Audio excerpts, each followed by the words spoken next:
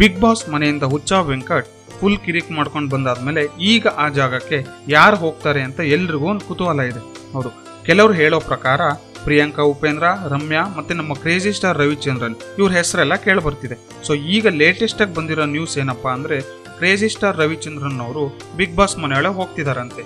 2 ವಾರಗಳ ಕಾಲ big boss ಮನೆಯಲ್ಲಿ ಕ್ರೇಜಿ ಸ್ಟಾರ್ ರವಿಚಂದ್ರನ್ ಇರ್ತಾರಂತೆ. ಇದಕ್ಕೆ ಬಿಗ್ ಬಾಸ್ ಅವರು ಕೊಟ್ಟಿರೋದು ಬರೋಬ್ಬರಿ 2 ಕೋಟಿ ಆಫರ್ ಅಂತೆ. ಅದು ಎಷ್ಟು ನಿಜ ಎಷ್ಟು ಸುಳ್ಳು ಅಂತ ಗೊತ್ತಿಲ್ಲ, ಅವ್ರು ಹೋದ್ಮೇಲೆ ಗೊತ್ತಾಗೋದು ಅದು ನಿಜನೋ ಸುಳ್ಳು ಅಂತ. ಸೊ ನೀವು ನಮ್ಮ ಚಾನೆಲ್ಗೆ ಸಬ್ಸ್ಕ್ರೈಬ್ ಮಾಡಿ, ವಿಡಿಯೋನ ಶೇರ್ ಮಾಡಿ, ಲೈಕ್ ಮಾಡಿ. ನಮಸ್ಕಾರ, ನಿಮ್ಮ ಉಪೇಂದ್ರ ಮಾತಾಡ್ತಿದ್ದೀನಿ. ಹಾಯ್ ಗಾಯ್ಸ್, ನಾನು ನಿಮ್ಮ ರಾಗಿಣಿ ದ್ವಿವೇದಿ. ಹಾಯ್ ನಮಸ್ಕಾರ, ನಾನು ದಿಗಂತ್ ಮಾತಾಡ್ತಾ ಇದ್ದೀನಿ. Sandalwood Central exclusive YouTube channel. Please subscribe to Sandalwood central.